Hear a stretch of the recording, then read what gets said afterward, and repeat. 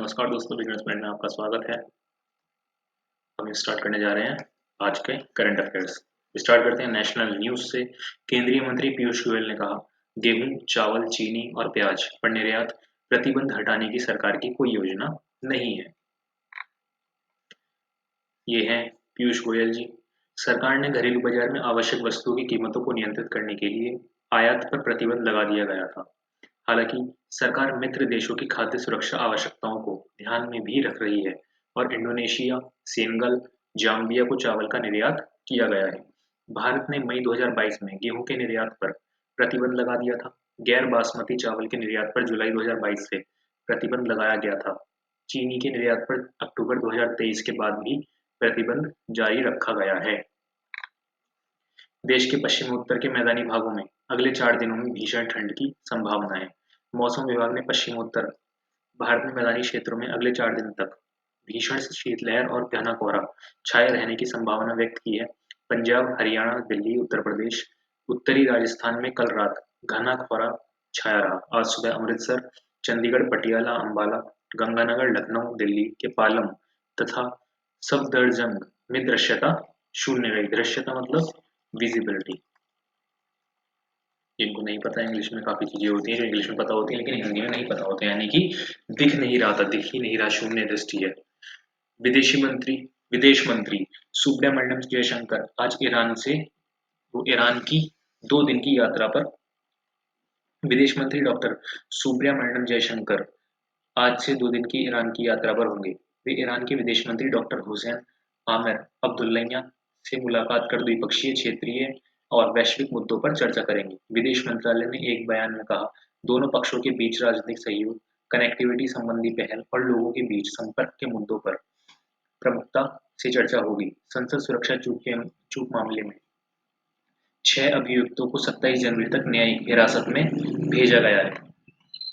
पिछले वर्ष 13 दिसंबर को संसद सुरक्षा चूक मामले में दिल्ली की पटियाला हाउस अदालत ने कल 6 आरोपियों को 27 जनवरी तक की न्यायिक हिरासत में भेज दिया। दिल्ली पुलिस ने मनोरंजन डी सागर शर्मा मनोरंजन डी सागर शर्मा, ललित झा, अमोल शिंदे, महेश कुमावत और नीलम आजाद को रिमांड खत्म होने के बाद अदालत में पेश किया था। दिल्ली पुलिस ने मामले की जांच लंबित रहने तक सभी आरोपियों की न्यायिक हिरासत की मांग की थी। 5 जनवरी को नीलम आजाद को छोड़कर अन्य 5 आरोपियों ने पॉलीग्राफ टेस्ट के लिए सहमति दे दी थी। इसके अतिरिक्त मनोरंजन डी और सागर शर्मा ने नार्को विश्लेषण और ब्रेन मैपिंग टेस्ट के लिए भी अपनी सहमति दी है। पहली बार मतदान करने वालों तक पहुंचने के लिए नई दिल्ली में नमो नव मतदाता पंजीकरण पोर्टल का शुभारंभ हुआ। भाजपा अध्यक्ष जगत प्रकाश नड्डा ने पहली बार मतदान करने वालों तक पहुंचने के लिए नई दिल्ली में नव मतदाता पंजीकरण पोर्टल का शुभारंभ किया। यह पोर्टल सभी नए मतदाताओं को विकसित भारत के एम्बेसडर के रूप में पंजीकृत करने के लिए एक प्लेटफॉर्म के रूप में काम करेगा। युवाओं के बीच पार्टी की उपस्थिति को मजबूत करने और जीवंत लोकतंत्र के साथ इसके संबंध को गहरा करने के लिए 25 जनवरी को भी सभी विधानसभाओं में 5000 कॉन्फ्रेंस का आयोजन किया जाएगा। इस अवसर पर श्री नड्डा ने कहा कि प्रधानमंत्री नरेंद्र मोदी के लगातार प्रयासों से देश का युवा परिवर्तनकारी यात्रा का गवाह बन रहा है। आयुष्मान भारत प्रधानमंत्री जन आरोग्य योजना आयुष्मान भारत प्रधानमंत्री जन आरोग्य योजना के अंतर्गत 30 करोड़ से अधिक आयुष्मान कार्ड जारी किए गए। आयुष्मान भारत प्रधानमंत्री जन आरोग्य योजना के अंतर्गत लाभार्थियों को 30 करोड़ से अधिक आयुष्मान कार्ड जारी किए गए हैं। ये योजना गरीब परिवारों को वार्षिक तौर पर 5 लाख रुपए को स्वास्थ्य खर्च 5 लाख रुपए का स्वास्थ्य खर्च प्रदान करती है। इस योजना का उद्देश्य देश के 10 करोड़ से अधिक गरीब परिवारों को इस कार्ड की सुविधा प्रदान करना है। इस योजना का शुभारंभ प्रधानमंत्री नरेंद्र मोदी ने सितंबर 2018 में किया था। सोशल मीडिया की एक पोस्ट में स्वास्थ्य मंत्री मनसुख मांडविया ने कहा कि 30 करोड़ से अधिक लोगों को प्रधानमंत्री मोदी की गारंटी का निःशुल्क उपचार प्रदान किया गया है। विदेश मंत्री सुब्रमण्यम जयशंकर ने कहा, आज दुनिया में किसी भी बड़े मुद्दे पर फैसला भारत से परामर्श के बिना नहीं होता। विदेश मंत्री एस जयशंकर ने कहा, कि दुनिया में किसी भी बड़े मुद्दे पर फैसला भारत से परामर्श के बिना नहीं होता है। महाराष्ट्र के नागपुर में मंथन टाउन हॉल बैठक में उन्होंने कहा कि भारत बदल गया है और इसके बारे में दुनिया का नजरिया भी बदल गया है। श्री जयशंकर ने कहा, भारत विश्व की 5वीं सबसे बड़ी अर्थव्यवस्था है और बहुत कम वर्षों में यह तीसरी सबसे बड़ी अर्थव्यवस्था बन जाएगा। आज कई देश इसकी स्थिति और प्रभाव को देख रहे हैं। कॉर्पोरेट सामाजिक उत्तरदायित्व सिर्फ परोपकार का मामला न होकर समाज के प्रति कर्तव्य भी है। केंद्रीय राज्य मंत्री डॉक्टर जितेंद्र सिंह केंद्रीय राज्य मंत्री डॉक्टर जितेंद्र सिंह ने कहा, कॉर्पोरेट सामाजिक उत्तरदायित्व सीएसआर सिर्फ परोपकार का मामला न होकर समाज के प्रति कर्तव्य भी है। वे आज महाराष्ट्र के ठाणे जिले के उत्तन उत्तर में रामभाऊ महालगी प्रबोधिनी द्वारा आयोजित सीएसआर योजना पर एक संगोष्ठी को संबोधित कर रहे थे। पश्चिम बंगाल जनता के लिए भेजे गए केंद्र के धन को लूट रही है। ये किसने कहा है? केंद्रीय सूचना और प्रसारण मंत्री अनुराग ठाकुर ने। सूचना और प्रसारण मंत्री अनुराग सिंह ठाकुर ने कहा कि जनता के लिए पश्चिम बंगाल सरकार जनता के लिए भेजे गए केंद्र के धन को लूट रही है। उन्होंने यह बात आज कोलकाता में नेताजी सुभाष चंद्र बोस अंतर्राष्ट्रीय हवाई अड्डे पर संवाददाताओं से कही।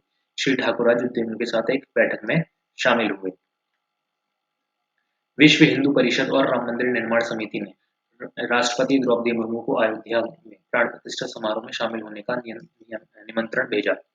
विश्व हिंदू परिषद और राम मंदिर निर्माण समिति ने राष्ट्रपति द्रौपदी मुर्मू को अयोध्या में 22 जनवरी को प्रस्तावित प्राण प्रतिष्ठा समारोह में शामिल होने का निमंत्रण दिया है। राम मंदिर निर्माण समिति के अध्यक्ष नृपेंद्र मिश्रा और विश्व हिंदू परिषद के अध्यक्ष आलोक कुमार उपराष्ट्रपति जगदीप धनखड़ को यह निमंत्रण पहले ही दे चुके हैं। रक्षा मंत्री राजनाथ सिंह ने सीमा सड़क संगठन के आकस्मिक श्रमिकों के लिए समूह बीमा योजना को स्वीकृति दी। रक्षा मंत्री राजनाथ सिंह ने सीमा सड़क संगठन अथवा जनरल रिजर्व इंजीनियर फोर्स के लिए कार्यरत अस्थायी मजदूरों के लिए समूह बीमा योजना शुरू करने को मंजूरी दे दी है। इस योजना में मजदूर की मृत्यु होने पर परिवार या निकटतम परिजन को 10 लाख रुपए की राशि देने का प्रावधान है। रक्षा मंत्रालय ने कहा कि यह योजना खतरनाक कार्यस्थलों, खराब मौसम, दुर्गम इलाकों और व्यवसाय जन्य स्वास्थ्य खतरों को ध्यान में रखते हुए लागू की जा रही है। प्रधानमंत्री नरेंद्र मोदी ने भजन हर घर मंदिर हर घर उत्सव की प्रशंसा की। ये एक्स जो पहले ट्वीट था उस पर ट्वीट करा है। प्रधानमंत्री नरेंद्र मोदी ने भजन हर घर मंदिर हर घर उत्सव की प्रशंसा की है। इस भजन को जानी मानी गायिका दिव्या कुमार ने स्वर दिया है। प्रधानमंत्री ने सोशल मीडिया पोस्ट में इस भक्ति गीत को साझा करते हुए कहा कि सदियों की प्रतीक्षा के बाद अयोध्या धाम में शुभ समय का पल निकट है। उन्होंने कहा कि इस अवसर पर उत्तर से दक्षिण और पूर्व से पश्चिम तक हर जगह भगवान राम की जयकार गूंज रही है। श्री मोदी ने कहा कि इस भक्ति गीत से सभी को आस्था और भक्ति में वातावरण की अनुमति होगी। व्यापार नीति मंच की 14वीं बैठक में भारत अमेरिका के व्यापार और निवेश में तेजी लाने के तौर तरीकों पर चर्चा की है। भारत अमेरिका ने कल नई दिल्ली में व्यापार नीति मंच की 14वीं बैठक में व्यापार और निवेश में तेजी लाने के तौर तरीकों पर चर्चा की है। वाणिज्य और उद्योग मंत्री पीयूष गोयल तथा अमेरिका की व्यापार प्रतिनिधि कैथरीन ताई ने बैठक की सह अध्यक्षता की। दोनों पक्षों ने कहा कि आपसी व्यापारिक संबंधों को मजबूत करने और समग्र आर्थिक संबंधों को आगे बढ़ाने में व्यापार नीति मंच की भूमिका महत्वपूर्ण रही है। श्री गोयल और सुश्री ताई ने कहा कि वैश्विक परिस्थितियां चुनौतीपूर्ण होने के बावजूद वर्ष 2023 में वस्तु और सेवा क्षेत्र में दोनों देशों के बीच व्यापार 200 अरब डॉलर से अधिक का रहा है। दोनों पक्षों ने स्वीकार किया कि दोनों देशों की अर्थव्यवस्था के आकार की तुलना में उनकी क्षमता का पूरा उपयोग होना अभी शेष है। दोनों नेताओं ने पिछली जनवरी में व्यापार नीति मंच की 13वीं बैठक के बाद आपसी व्यापारिक संबंधों से जुड़ी समस्याओं के समाधान की दिशा में हुई प्रगति की भी समीक्षा की है।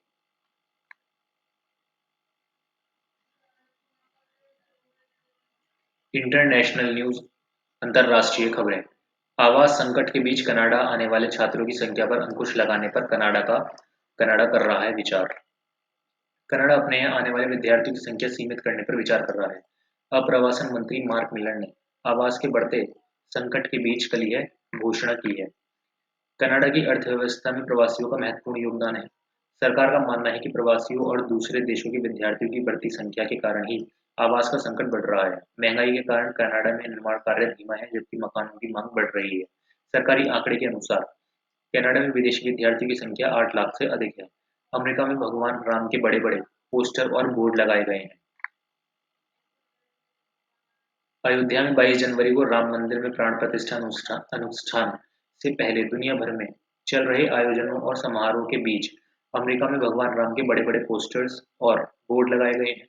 विश्व हिंदू परिषद में अमेरिका प्रकोष्ठ के सहयोग से हिंदुओं ने अमेरिका के 10 से अधिक प्रांतों में 40 से ज्यादा पोस्टर और बोर्ड लगाए हैं। इनमें अयोध्या में श्री राम लला के जन्मस्थल में प्राण प्रतिष्ठा के भव्य अनुष्ठान से संबंधित संदेशों को प्रदर्शित किया गया है। भारत ने इस्लामाबाद में ब्रिटेन के उच्चायुक्त की पाकिस्तान के कब्जे वाले कश्मीर की यात्रा का विरोध किया और इसे क्षेत्रीय अखंडता का उल्लंघन बताया। भारत में भारत ने इस्लामाबाद में ब्रिटेन के उच्चायुक्त और उसके विदेश कार्यालय के अधिकारियों की बुधवार को पाकिस्तानी कब्जे वाले कश्मीर की आपत्तिजनक यात्रा को गंभीरता से लिया है। विदेश मंत्रालय ने कहा कि भारत की संप्रभुता और क्षेत्रीय अखंडता को ऐसा उल्लंघन स्वीकार्य नहीं है। ताइवान में सत्तारूढ़ डेमोक्रेटिक प्रोग्रेसिव पार्टी के उम्मीदवार लाई चिंग-ते ने राष्ट्रपति पद का चुनाव जीता।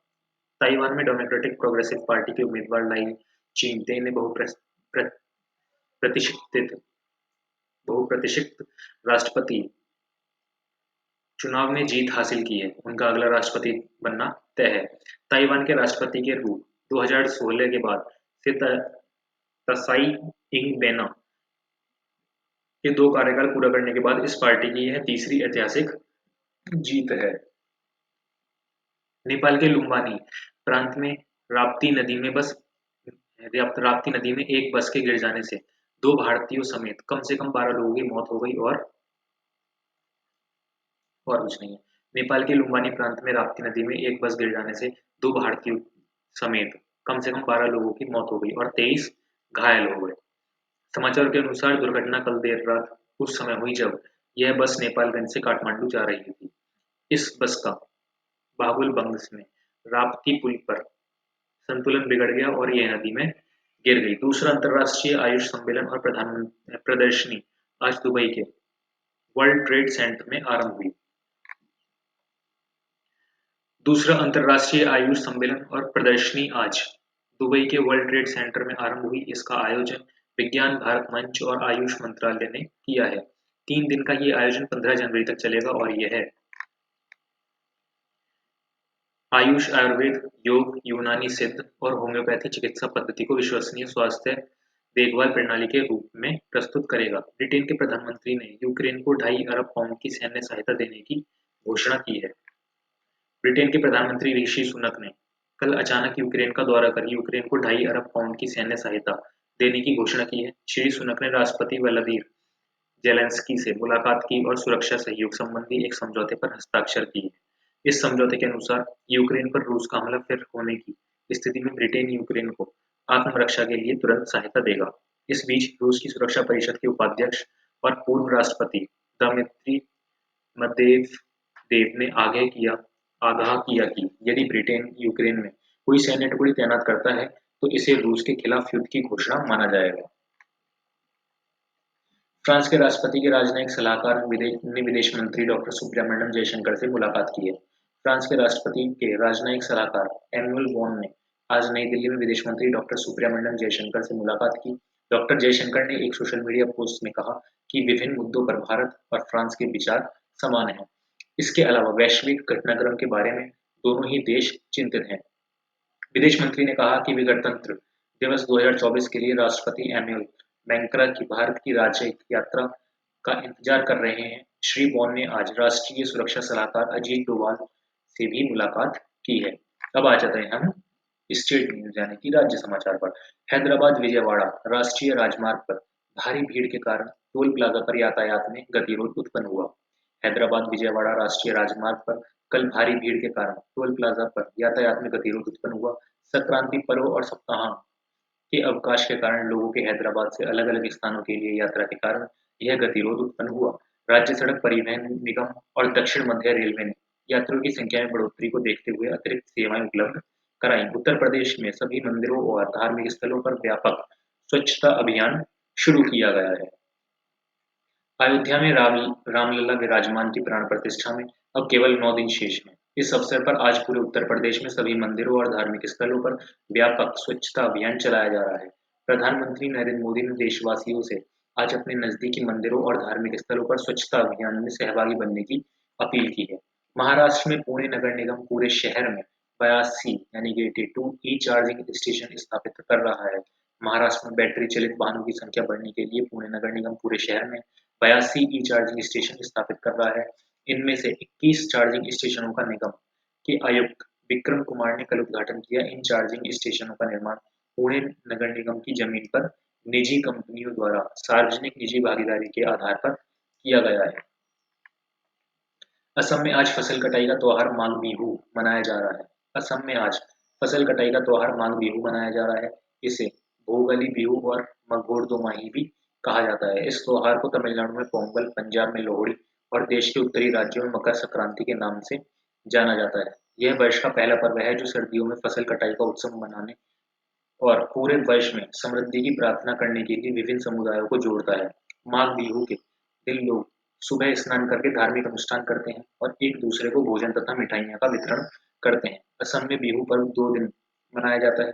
इस दौरान अलावा जलाया जाता है और लोग उत्सव मनाते हैं। माघ बिहू से एक दिन पहले पुरु का होता है जो असमी कैलेंडर यानी कि असम का जो कैलेंडर होता है उसके अनुसार पौष महीने का अंतिम दिन है। तेलंगाना में सिकंदराबाद के परेड ग्राउंड में छठा अंतर्राष्ट्रीय पतंग और मिष्ठान महोत्सव शुरू हो गया है। तेलंगाना में सिकंदराबाद के परेड ग्राउंड में कल शाम छठा अंतर्राष्ट्रीय पतंग और मिष्ठान महोत्सव शुरू हुआ। 3 दिन के इस महोत्सव में भारत के 50 प्रतिभागियों के साथ साथ 16 देशों के 37 पतंगबाज भाग ले रहे हैं। लोहड़ी का त्योहार देश के विभिन्न हिस्सों में आपसी भाईचारे के साथ हर्षोल्लास से मनाया जा रहा है। लोहड़ी का त्योहार देश के विभिन्न हिस्सों में आपसी भाईचारे के साथ हर्षोल्लास से मनाया जा रहा है। पंजाब में इस त्योहार की बड़ी धूम है। हमारे संवाददाता ने बताया कि यह धूमधाम देर रात तक जारी रहेगी। राजधानी दिल्ली में आज शाम तक वायु गुणवत्ता का स्तर बहुत खराब श्रेणी में दर्ज किया गया है। सेंट्रल पॉल्यूशन बोर्ड राजधानी दिल्ली में आज शाम तक वायु गुणवत्ता का स्तर बहुत खराब श्रेणी में दर्ज किया गया है। केंद्रीय प्रदूषण नियंत्रण बोर्ड के अनुसार समग्र दिल्ली क्षेत्र में वायु गुणवत्ता सूचकांक शाम 4 बजे के करीब 399 रिकॉर्ड किया गया है। 0 से 50 के बीच वायु गुणवत्ता का सूचकांक अच्छा, 51 से 100 के बीच संतोषजनक, 100 से 200 के बीच मध्यम, 2 से 300 के बीच खराब और उसके ऊपर बहुत ज्यादा खराब। भारतीय अंतर्राष्ट्रीय विज्ञान महोत्सव इस माह की 17 तारीख से हरियाणा के फरीदाबाद में शुरू होगा। भारतीय अंतर्राष्ट्रीय विज्ञान महोत्सव यानी कि इंडिया इंटरनेशनल साइंस फेस्टिवल इस माह की 17 तारीख से हरियाणा के फरीदाबाद में शुरू होगा। महोत्सव का प्राथमिक उद्देश्य विज्ञान की दुनिया को सभी की पहुंच में लाना है। यह उत्सव 20 जनवरी तक चलेगा। प्रौद्योगिकी के इस युग में भारत वैश्विक स्तर पर अग्रणी देश के रूप में उभर रहा है और अंतर्राष्ट्रीय मंचों पर अपनी क्षमता का प्रदर्शन कर रहा है। मंगलयान अभियान की सफलता से लेकर चंद्रयान की यात्रा तक सभी कुछ प्रेरणादायी रहा है। भारत न केवल प्रौद्योगिकी के साथ आगे बढ़ रहा है बल्कि यह नेतृत्व भी कर रहा है।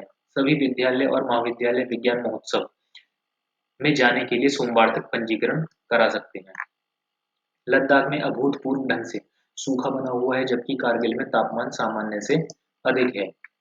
लद्दाख में अभूतपूर्व ढंग से सूखा बना हुआ है जबकि कारगिल में तापमान सामान्य से अधिक है। लद्दाखी कैलेंडर के अनुसार यह मामानी माह है और इसे सबसे ठंडा महीना माना जाता है। इस माह कारगिल में कड़ाके की ठंड पड़ती है।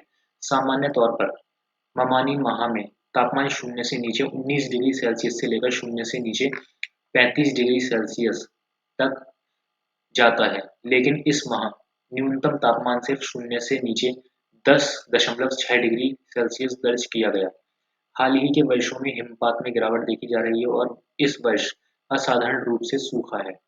लद्दाख में मौसम विभाग के निदेशक सोनम लोटस ने कहा कि मौजूदा मौसम में कोई महत्वपूर्ण बदलाव नहीं है, इसे इस सूखे की 25 जनवरी तक बने रहने की आशंका है। प्रवर्तन निदेशालय ने दिल्ली के मुख्यमंत्री केजरीवाल को दिल्ली उत्पाद शुल्क नीति घोटाला मामले में 18 जनवरी को उपस्थित होने के लिए नया समन जारी किया है। प्रवर्तन निदेशालय ने आबकारी नीति मामले में पूछताछ के लिए दिल्ली के मुख्यमंत्री अरविंद केजरीवाल को एक और समन जारी किया है। श्री केजरीवाल ने इस महीने की 18 तारीख को निदेशालय में उपस्थित होने को कहा गया है। यह चौथा मौका है जब निदेशालय ने दिल्ली के मुख्यमंत्री को आबकारी नीति मामले में समन जारी किया है। अब आ जाते हैं हम बिजनेस न्यूज पर। भारतीय रिजर्व बैंक के गवर्नर ने कहा, डिजिटल मुद्रा अपनाने से विदेशों में तेज और कुशल और किफायती भुगतान संभव होगा। भारतीय रिजर्व बैंक के गवर्नर शक्तिकांत दास ने कहा, हाल के वर्षों में अभूतपूर्व चुनौतियों से भारतीय बैंकिंग सेक्टर मजबूत बनकर उभरा है। आज मुंबई में बीएसएफआई बीएसएफआई सम्मेलन में श्री दास ने कहा, बैंकिंग क्षेत्र देश की विकास गाथा को समर्थन देने के अनुरूप कार्य कर रहा है। श्री दास ने कहा कि बड़े स्तर पर फंसे कर्ज की समस्या और कोविड-19 महामारी सहित कई मुद्दों से उबरने के बाद विनियामक और निरीक्षण स्तर पर रिजर्व बैंक द्वारा किए गए अनेक प्रयासों के कारण बैंक मजबूती से उभरे हैं। भारतीय केंद्रीय बैंक डिजिटल मुद्रा या डिजिटल रुपए में अन्य देशों की रुचि के बारे में श्री दास ने कहा कि केंद्रीय बैंक डिजिटल मुद्रा अपनाने से सीमा पार भुगतान जल्दी, कारगर और किफायती ढंग से हो जाएंगे। उन्होंने कहा कि केंद्रीय बैंक इस सिलसिले में काम कर रहा है ताकि सरकार की सब्सिडी जैसे विशेष भुगतान के लिए डिजिटल रुपए का इस्तेमाल किया जा सके। यूपीआई के बारे में श्री दास ने कहा कि यह विश्व में अभी तक सर्वश्रेष्ठ भुगतान प्रणाली है। अब आ जाते हैं हम स्पोर्ट्स न्यूज पर। भारत और अफगानिस्तान के बीच 3 T20 अंतर्राष्ट्रीय क्रिकेट मैचों की श्रृंखला का दूसरा मुकाबला आज इंदौर में खेला जाएगा। भारत और अफगानिस्तान के बीच 3 T20 अंतर्राष्ट्रीय क्रिकेट मैचों की श्रृंखला का दूसरा मुकाबला आज इंदौर में खेला जाएगा। यह मैच होलकर स्टेडियम में शाम 7 बजे से शुरू होगा। सात्विक साईराज रेंकी और Chirag Shetty Malaysia open badminton के पुरुष डबल्स के फाइनल में पहुंचे। बैडमिंटन में सात्विक साईराज रेंकी और चिराग शेट्टी की जोड़ी शानदार प्रदर्शन करते हुए मलेशिया ओपन फाइनल में पहुंच गई है। आज सेमीफाइनल में इस जोड़ी ने कोरिया के कांग मिंग हुक और सियो सांग जे को हराया। उधर निशानेबाजी में विजय वीर सिद्धू ने आज एशिया ओलंपिक क्वालिफायर की पुरुषों की 25 मीटर रैपिड फायर स्पर्धा में रजत पदक जीतकर भारत का 17वां पेरिस ओलंपिक कोटा दिलाया है। रोहन बोपन्ना और ऑस्ट्रेलिया के मैथ्यू एबडन की जोड़ी एडिलेड इंटरनेशनल टेनिस टूर्नामेंट के फाइनल में हार गई है। रोहन बोपन्ना और ऑस्ट्रेलिया के मैथ्यू एबडन की जोड़ी एडिलेड इंटरनेशनल टेनिस टूर्नामेंट का फाइनल हार गई है। आज ऑस्ट्रेलिया में खेले गए फाइनल में इस जोड़ी को अमेरिका के राजीव राम इंग्लैंड के जो सैलिसबरी की जोड़ी 5-7, 7-5, 9-11 से हराया है। मैच का फैसला ट्राई ब्रेकर से हुआ था। पिछले साल अमेरिकी ओपन फाइनल में भी बोपन्ना और एबडन को इस जोड़ी से हार कर का सामना करना पड़ा था। इसी के साथ समाचार हो जाते हैं समाप्त। धन्यवाद। शेयर करें जहां तक हो सके।